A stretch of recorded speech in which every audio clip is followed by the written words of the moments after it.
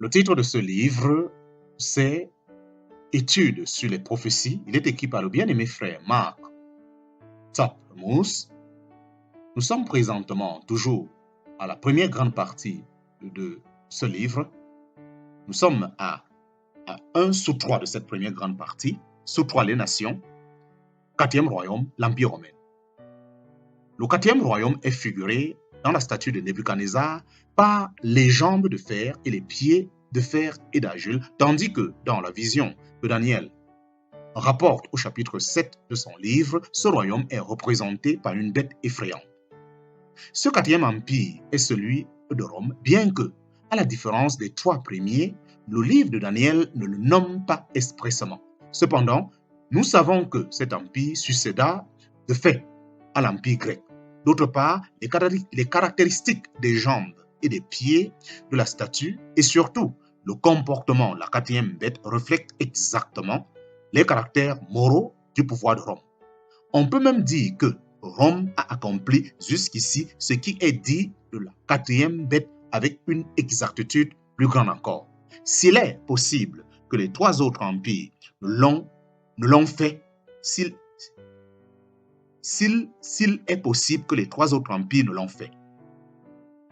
Les grandes dents de fer dont cette bête était armée, de même que les jambes de fer de la statue symbolisent clairement le régime autoritaire que les Romains instituaient dans tout l'empire. L'importance de ce 4e et dernier empire est considérable à en juger d'après la place qui lui est réservée dans la prophétie de Daniel, sans parler de ce que nous révèle l'Apocalypse, en parenthèse, au chapitre 13 et 17 de ce livre. Le rôle qu'il a joué et qu'il sera appelé à jouer encore dans les voies de Dieu à l'égard de son peuple et du monde confirme cette constatation. Il manifestera à l'avenir encore les mêmes caractères de force brutale et de volonté infrangible qui furent les siens dans le passé. Et le 4e royaume sera fort comme le fer. De même que le fer broie et écrase tout, et que le fer brise toutes ces choses, il broyera et écrasera, il broyera et brisera. En parenthèse, Daniel chapitre 2, verset 40. Et voici une 4e bête effrayante et terrible, extraordinairement puissante, et elle avait de grandes dents de fer, elle dévorait et écrasait, et ce qui restait, elle le foulait avec ses pieds. Et elle était différente de toutes les bêtes qui étaient avant elle. En parenthèse, Daniel chapitre 7, verset 7. Le verset 19 de ce chapitre répète cette description et au verset 23, Daniel en reçoit l'explication. La 4e bête sera un 4e royaume sur la terre qui sera différent de tous les royaumes et dévorera toute la terre et la foulera aux pieds et l'écrasera. Tel fut bien le cas, l'Empire romain étendit sa domination non seulement sur l'Orient, comme les 3 royaumes précédents, mais aussi sur toute l'Europe méridionale et occidentale, jusqu'à l'Elbe, au Danube et aux rives de la mer Noire.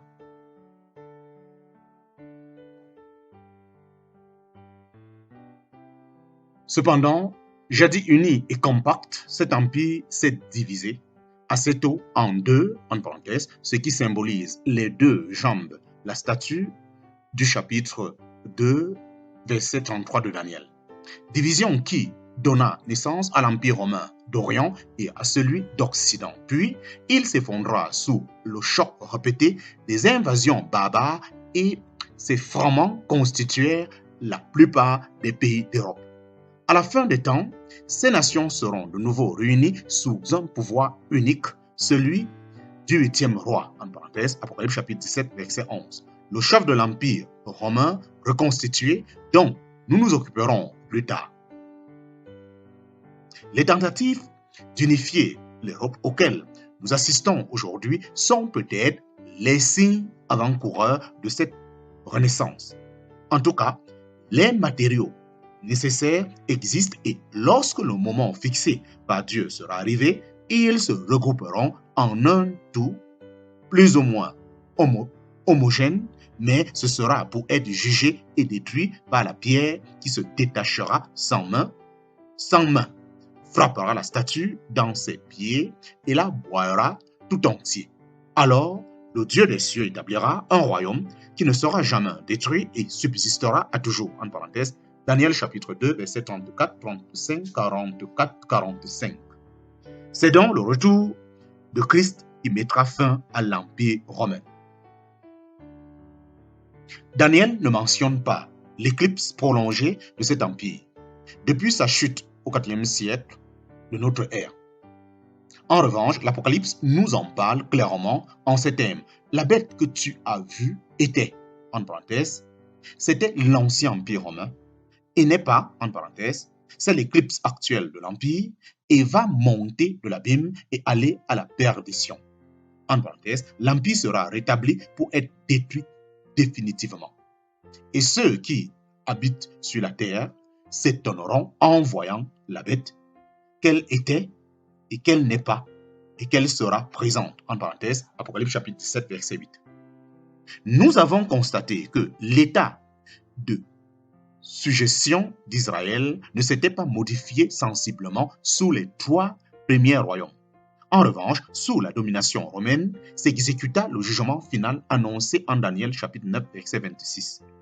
Et après les 62 semaines, le Messie sera retranché et n'aura rien, et le peuple du prince qui viendra détruira la ville et le lieu saint, et la fin en sera avec débordement. Les Romains crucifièrent le Messie à la demande des Juifs, puis en l'an 70, ils détruisirent la ville et le temple de Jérusalem et menèrent les rescapés du peuple en captivité dans toutes les parties de l'Empire. À la fin des temps, Rome interviendra de nouveau dans la vie nationale d'Israël, rentrant en Palestine, tout d'abord sous la forme d'une alliance diabolique entre le chef de l'Empire romain et le peuple juif, puis par les terribles persécutions de la grande tribulation, en parenthèse Daniel chapitre 9, verset 27, jusqu'au jour où le Seigneur délivrera son peuple, en parenthèse Daniel chapitre 7, verset 21 à 22. On peut donc dire que des 4 royaumes dont l'Écriture nous entretient, le dernier, en parenthèse l'Empire romain, jouera le rôle le plus important et aussi le plus dramatique dans l'histoire du peuple d'Israël. Cela explique la place considérable que l'Esprit Saint lui accorde dans la prophétie et les thèmes expressifs dont il se sert pour le décrire. Bête effrayante et terrible et extraordinairement puissante. En parenthèse, Daniel chapitre 7, verset 7. Nous avons résumé ainsi l'histoire des nations jusqu'au retour du Seigneur, telle qu'elle nous est exposée dans la parole. Nous reprendrons dans notre troisième partie l'examen de ce qu'il doit advenir de ces nations après l'enlèvement de l'Église et jusqu'à l'apparition en gloire du Fils de l'homme. Anticipant cette période, nous avons fait de brèves allusions aux jugements qui les atteindront avant l'établissement du règne millénaire.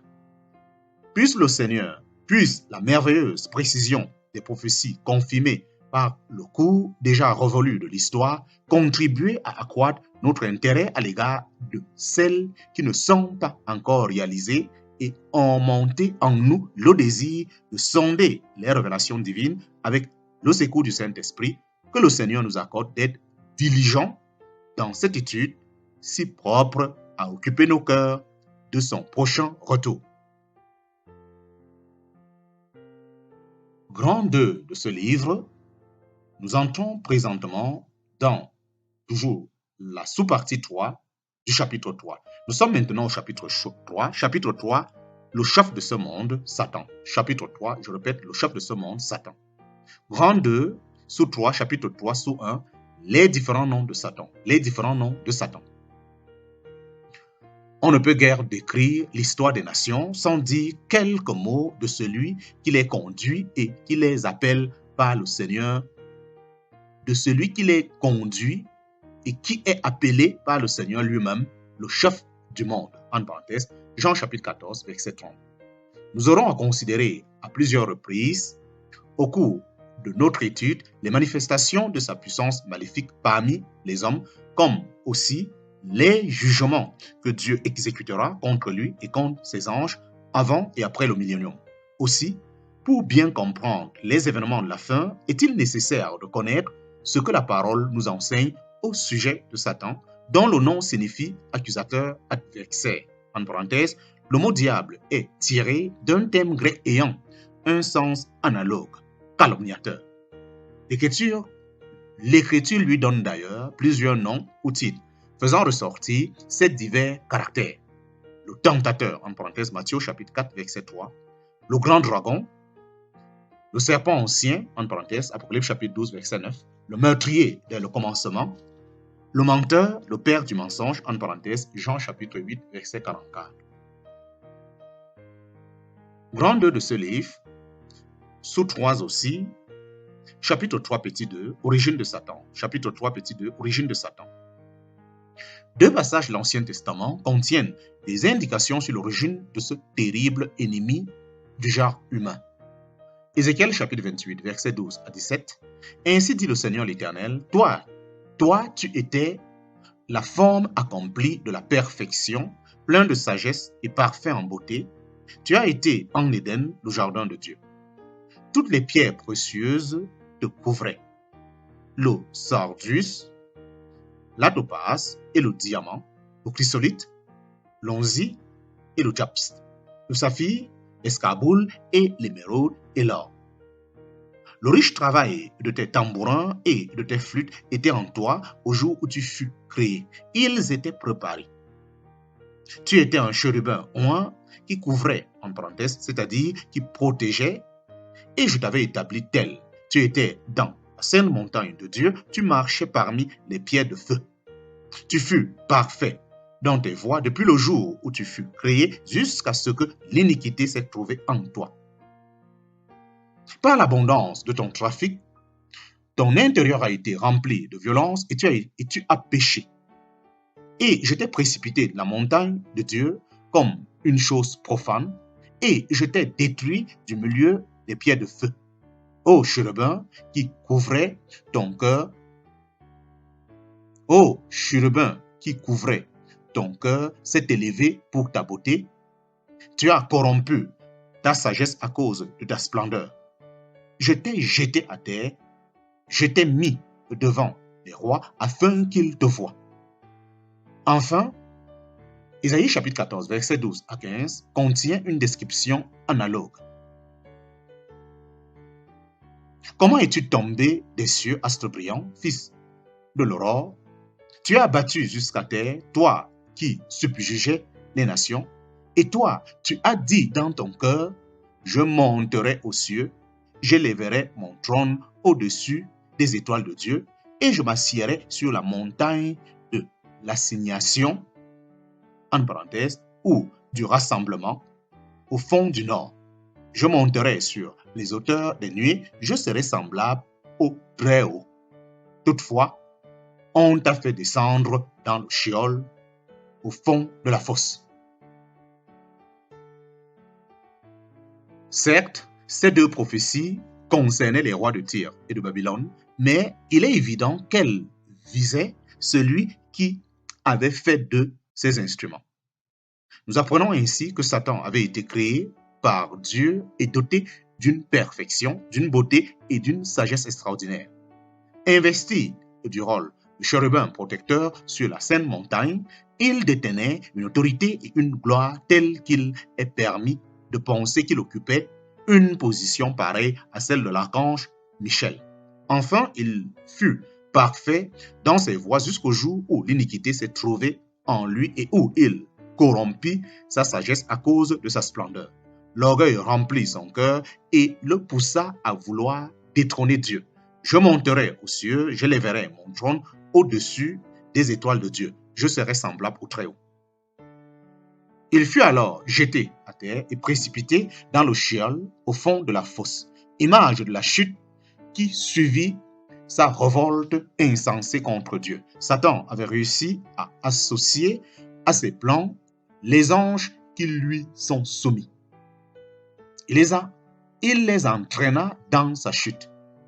Ils devinrent des démons, ces principautés, autorités, dominateurs des ténèbres, cette puissance spirituelle de méchanceté qui est dans les lieux célestes. Donc, il est parlé en Éphésiens chapitre 6, verset 12, et contre lesquels le chrétien doit mener une lutte incessante, mais qui est victorieuse dans la mesure où il est revêtu de l'armure complète de Dieu. Ce passage montre que, tout en exerçant leur funeste activité parmi les hommes, le diable et ses anges n'en sont pas moins dans les lieux célestes. Dans l'Ancien Testament, nous les voyons à 2 reprises se présenter devant Dieu pour accuser Job. En parenthèse, Job chapitre 1, verset 6 à 12, Job chapitre 2, verset 1 à 7, et une troisième fois pour s'opposer à Josua, le grand sacrificateur. En parenthèse, Zacharie chapitre 3, verset 1 à 3.